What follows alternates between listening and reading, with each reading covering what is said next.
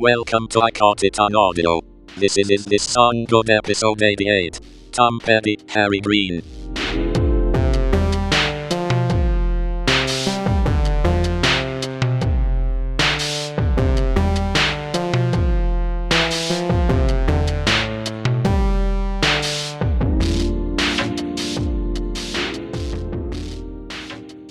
Welcome to I Caught It on Audio. In today's episode, we are continuing our Is This Song Good series. The theme this time around is posthumously released songs. And today we're going to be talking about the song Harry Green by Tom Petty and the Heartbreakers, which appeared on the album Wildflowers and All the Rest. So Tom Petty has been one of my all-time favorites, probably top 3 artists of all time. There's admittedly probably 10 people on that list, but definitely top 3. And the album Wildflowers, which came out, 95, I think? 94. Well, 94, while we were in high school and very, very young and impressionable and excited about music, is probably my all-time favorite album, of which there are probably 3. Yeah, so when Petty passed away, a few years back, and they've released the Wildflowers and all the rest deluxe edition of the album. I was super excited about it and got on the YouTube Music and listened to it over and over and over again. And this song in particular, Harry Green, stuck out as one of the new songs that had not been released before. And it's classic Petty, where it's him just him playing the guitar. I don't know if there's much accompaniment to it, because I don't know that it ever got into post-production. It may just be a home recording that he made. And it's him telling a story about a kid he knew in high school and their interactions with one another. And it's classic Petty storytelling, just genius. And I absolutely love it. And I wanted to know what you guys thought of it. So, Zach, why don't you tell us what you think about the song? I don't have too much to say about it because it's a fairly simplistic song, but I do really like it. I like the interaction between his voice and the acoustic guitar, and then he throws in the harmonica on there. I kind of the first couple of times I listened to it, I was like, "Is this a Bob Dylan cover?" Because it sort of had a little bit of that feel to it. But no, it's just a really good Tom Petty song that he wrote himself. And it gives me good, warm, pleasant feelings. I think it's a really decent song. I think it's definitely up there with a lot of his other material, other songs that I've enjoyed from him.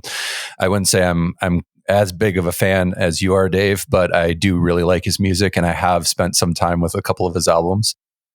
This song could very easily be in a Wes Anderson movie. It could, be, the background music while some quirky character is doing something goofy, and but it's a good one. I really like it. Dan, what do you think? Yeah, this is Dylan is what I thought of too, or Neil Young, and it's not because his voice is exactly like either of those guys, although it's not that dissimilar, I suppose. But it's the acoustic, sort of like acoustic progression with the harmonica and the breaks. That's that formula, and the storytelling too. That's what it reminds me of, and it's storytelling. Yeah. No, it's a really affecting story about a kid who's, I think, pretty clearly was gay and ended up killing himself. So it didn't fill me with exactly warm feelings, but sort of bittersweet. Yeah, especially at the end when he says he wishes he could go back and I don't know. And then he says he wants to go say some words over his grave, and I almost think he was saying he wants to go back and say words to him when he was a boy, when Harry Green was still alive, so he could, maybe give him some comfort or some friendship. And I was reading a little background, and according to his daughter, this is based on someone he knew, and he was, Petty is a feminine man in many ways, especially when he was younger, with the long blonde hair and the sort of, distinctive Petty lips and all that stuff. And, apparently he was often accused of being gay, which of course in the 60s was in Florida was probably the worst thing possible. Or currently in Florida. All But right. that's another podcast. Yeah, that's you love talking politics and music. I do. I know that. I love politics and my music. Check out our Ride or Die series. and right, yeah, check out the PJ Harvey part 4. The thing is, I don't know exactly. We don't know exactly from Petty's mouth that's what this is.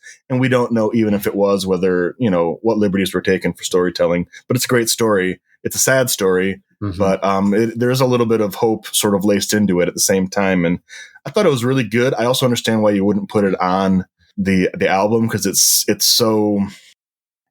minimalistic in a lot of ways, but they already have like Don't Fade and a couple of other really sort of withdrawn songs on Wildflowers, and yeah, I don't think it quite fits. It's almost a little upbeat, yet really simple, and maybe they would have filled it out, like you said, Dave, with if they'd decided to push forward and put it. Although it was recorded really, really well. It's great vocals and the guitar, and it all sounds great. That's the neat thing about this album. I don't know if you've spent any time with this album. No, I haven't, and I should. It has a lot of home recordings in it, and he's got to have a great studio at home because they're really good quality, and they're really neat versions of it too. So this whole album is well worth exploring if you like Petty. I really like this song, and while Petty's maybe not in my top 3, he could be in my top 10. I really like Petty. If I'm in the mood for Petty, he's kind of the best thing possible. And Wildflowers is probably, I would say, almost certainly his best album, front to back. I think that I'd be happy to hear this coming up in a Petty playlist. Although it does feel like just like a little acoustic ditty in some ways. It is really affecting, and I thought it was it's just great songwriting. Really, really good. All right, so I think I know the answer to this, but is this song good? Yes. I just said really, really good, Dave. Oh shit. Yes, it is. It is good. Yeah, there's no surprise here. Unanimous. This one's going to hit the 64 Tacos approved playlist. Dan, what do you have for us next week? We are going to listen to Chris Cornell's song. It's actually a cover of Guns N' Roses' "Patience," which came out after he died. One of the posthumous releases that came out in the wake of his death. All right, excellent. Tell us what you think in the comments. If you like this song, if you could like and subscribe, that'd be great. If you want more content like this, you can find everything we've done at 64tacos.com. And if you really liked it, you can go to buymeacoffee.com/64tacos, or you can buy us a taco. Thanks for listening.